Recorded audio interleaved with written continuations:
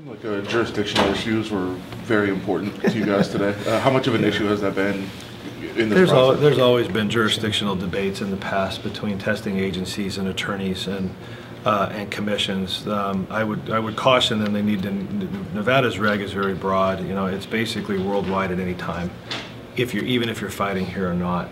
But we don't abuse that reg. We don't go out and test fighters that we know are fighting in other jurisdictions just randomly. We're not here to be intrusive or be bullying from that perspective. We're here to just regulate our sport in our state.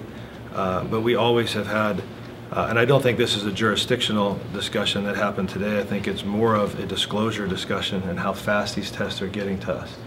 You know, there's a process between testing results and then results reporting.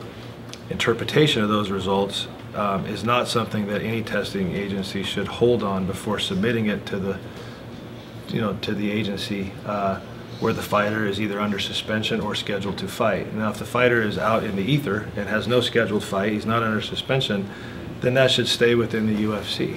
I wouldn't say, oh, fighter X tested positive, he's not under suspension, he has no fights anywhere else, I'm going to take this published positive and send it to every athletic commission in the world. That's not reasonable.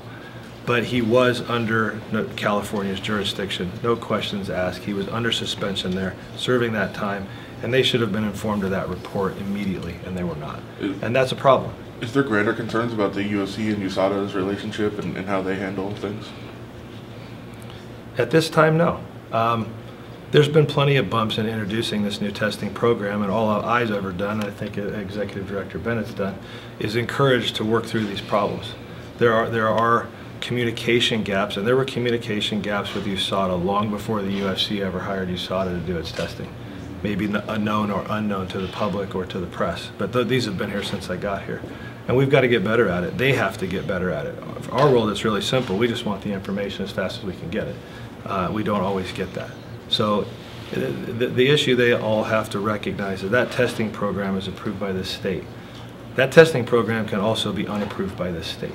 And so we're going to continue to work through, out of respect for the agencies and their reputations, to continue to try to get better. But if it gets to a point where we're not happy, then we will have a hearing on if that should perpetuate, at least in Nevada. So those are things that I'm not there yet. I don't think we're there yet. I think we need to work through some issues, but you know, bumps are happening, and they happen. And once this is a bump, it's a big bump, but it's not like we go through these bumps every month. So.